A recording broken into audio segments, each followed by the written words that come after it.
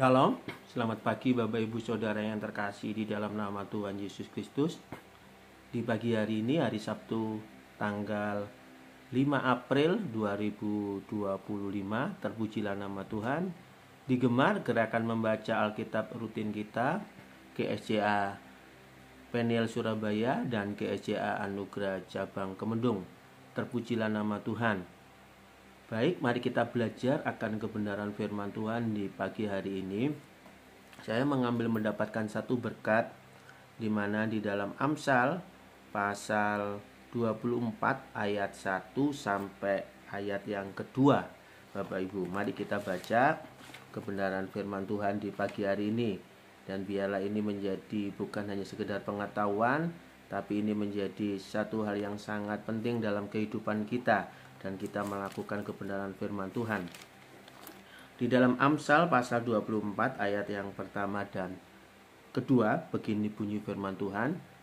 Jangan iri kepada orang jahat, jangan ingin bergaul dengan mereka, karena hati mereka memikirkan penindasan dan bibir mereka membicarakan bencana. Bapak Ibu Saudara yang terkasih, di sini ada satu konteks dikatakan jangan iri kepada orang jahat. Mungkin kita bisa melihat secara kasat mata, kita melihat di sekeliling kita, melihat kok enak ya mereka ya kehidupannya, ekonominya kah, ataukah kehidupannya kok merasa seperti enak. Tetapi kita tidak tahu apa yang mereka lakukan adalah kejahatan. Bapak Ibu, yang sangat penting yang perlu kita ketahui saat ini, arti daripada jahat ini harus kita pahami supaya kita saat kita melangkah, kita mengetahui hal-hal yang jahat di sekeliling kita. Bapak Ibu, kita akan belajar arti daripada jahat itu sendiri. Mari kita buka di dalam Yakobus pasal 1 ayat 13 sampai ayat yang ke-15. Di sana dikatakan seperti apa? Coba kita akan belajar di sini. Di dalam Yakobus, saya bacakan Bapak Ibu Saudara ya. Ayat 13 sampai ayat ke-15. Apabila seorang dicobai, janganlah ia berkata, pencobaan ini datang dari Allah.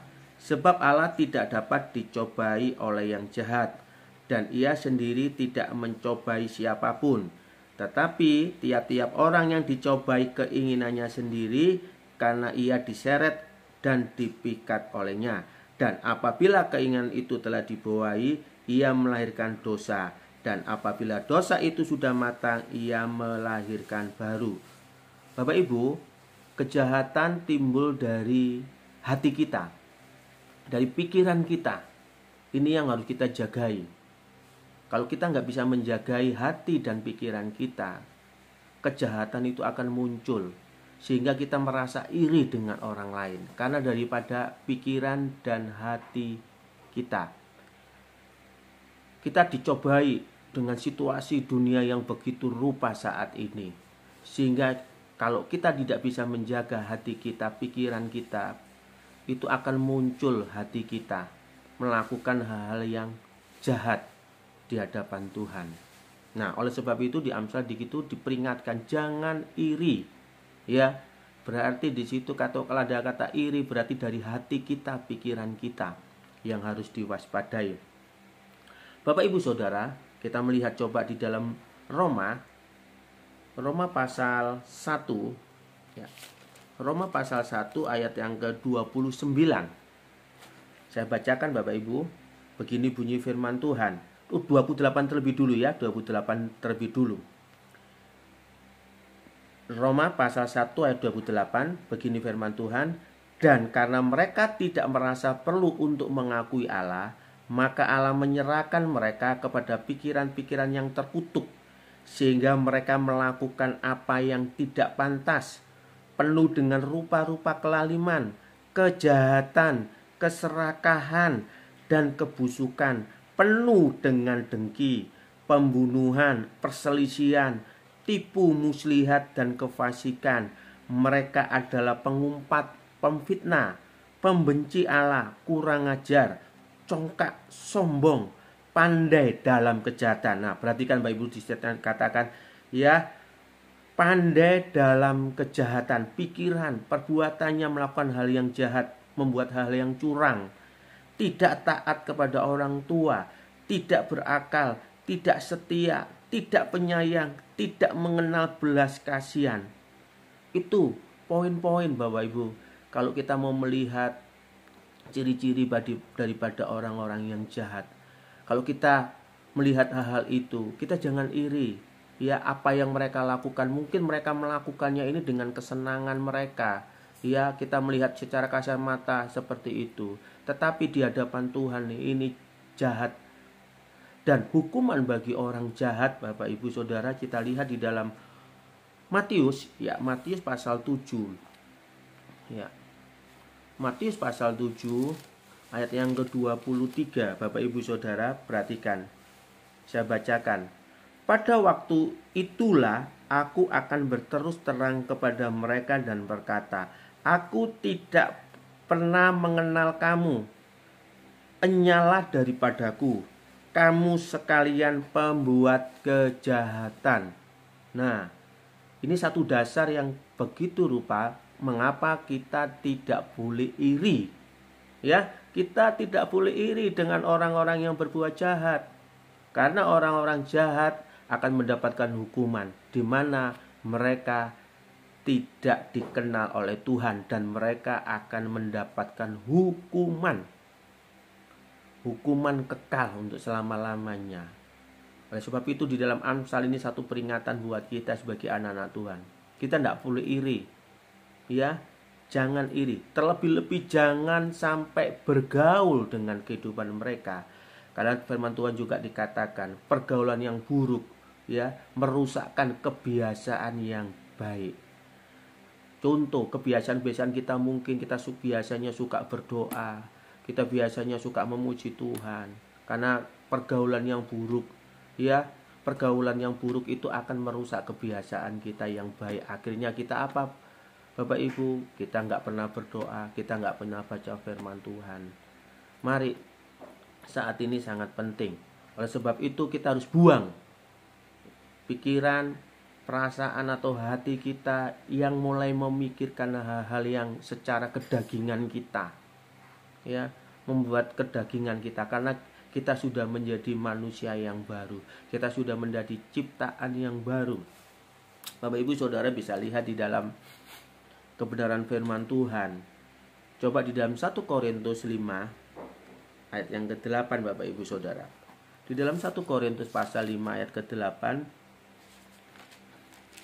begini bunyi firman Tuhan, ya. Karena itu marilah kita berpesta bukan dengan ragi yang lama, bukan pula dengan ragi keburukan dan kejahatan, tetapi dengan roti yang tidak beragi, yaitu kemurnian dan kebenaran. Nah, kebenaran firman Tuhan pagi ini Bapak Ibu Saudara, kehidupan lama kita, kejahatan, keburukan ya, yang tadi kita sudah bisa baca, fitnah, congkak, kesombongan, ya, berpikir jahat dengan orang lain, berpikir negatif tentang orang lain, ya, memfitnah orang lain, itu ragi lama, itu perbuatan-perbuatan jahat. Tetapi biarlah kita pagi hari ini kita menggunakan ragi yang baru, yaitu kehidupan yang baru.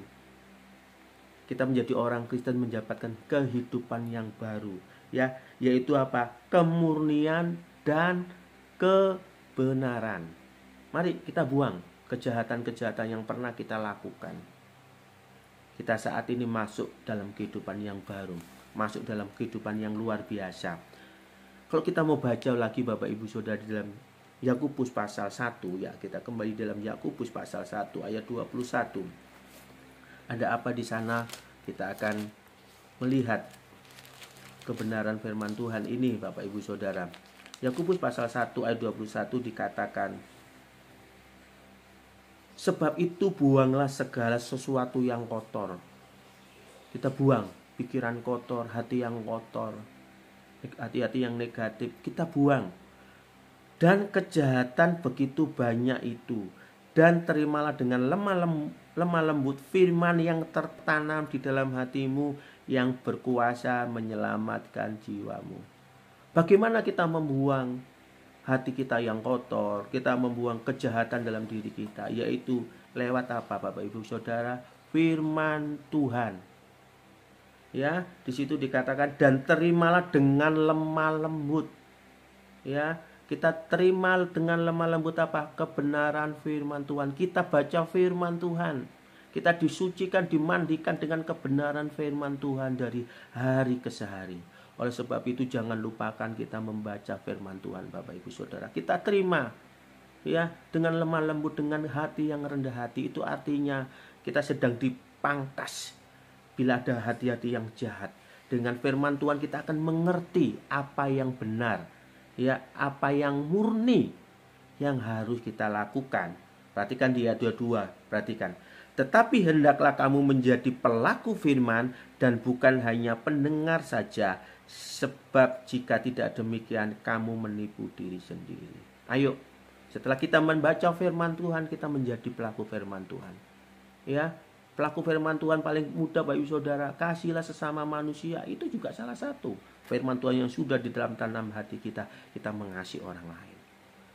Oleh sebab itu jangan iri ya dengan orang-orang jahat, karena kita tahu orang-orang jahat ya akan masuk di dalam hukuman yang kekal. Kita sebagai anak-anak Tuhan yang sudah dibenarkan oleh darah Kristus, ayo kita hidup di dalam kebenaran, kita hidup di dalam kemurnian. Karena pikiran-pikiran orang-orang jahat selalu akan memikirkan hal-hal yang merusak. Ya, pikiran orang-orang jahat itu pasti akan menimbulkan bencana, menimbulkan perpecahan. Ya, mungkin dalam keluarga kita, kalau kita pikiran-pikiran yang tidak berkenan di hadapan Tuhan, keluarga kita akan hancur. Tetapi kalau kita berpikir kasih firman Tuhan dalam kehidupan kita, keluarga kita akan dipulihkan, pekerjaan kita akan dipulihkan, dimanapun kita berada akan dipulihkan. Karena kebenaran dan kemurnian lewat firman Tuhan yang kita pelajari dari hari ke hari dengan lemah lembut, dengan kerendahan hati. Kelemah lembutan itu artinya apa? Di saat kita ditegur oleh firman Tuhan, kita mau melakukannya, Bapak Ibu Saudara. Itu arti orang yang lemah lembut. Di saat kita dibina, dididik, ya, mungkin oleh Bapak Gembala kita, oleh pembina-pembina rohani kita dididik oleh sesuai kebenaran firman Tuhan. Kita terima dengan lemah lembut, bukan dengan kekerasan hati kita. Ya, dan kita mau melakukannya dengan sukacita. Bapak Ibu Saudara akan diubahkan dari hari ke hari. Terpujilah nama Tuhan Yesus. Mari biarlah pagi hari ini kita semakin hari semakin mengasihi Tuhan. Percayalah, kuasa Roh Kudus yang ada dalam kehidupan kita akan menguatkan hidup kita. Asal kita mau bersedia memberikan diri kita dengan setia dan sungguh-sungguh. Terpujilah nama Tuhan. Kembali ya Bapa di surga, kami mengucap syukur buat kasih setia yang Tuhan sudah berikan buat kami. Tuhan, kami mau buang kejahatan dalam hidup kami. Kami mau buang hati-hati yang kotor dalam hidup kami. Karena kami tahu Engkau sudah tebus hidup kami oleh darah Kristus. Dan kami mau buang ragi lama. Tapi kami mau menggunakan ragi yang baru, yaitu kemurnian kebenaran. Yaitu dengan selalu lemah lembut mendengarkan kebenaran firman Tuhan dan melakukan kebenaran firman Tuhan. Dan nama Tuhan dipermuliakan. Jangan sampai kami ditolak Tuhan, tapi kami diterima bersama Engkau di kerajaan surga yang kekal. Terima kasih ya Bapak di surga, kami mengucap syukur. Di dalam nama Tuhan Yesus Kristus, haleluya, puji Tuhan. Amin. Tuhan Yesus memberkati. Immanuel.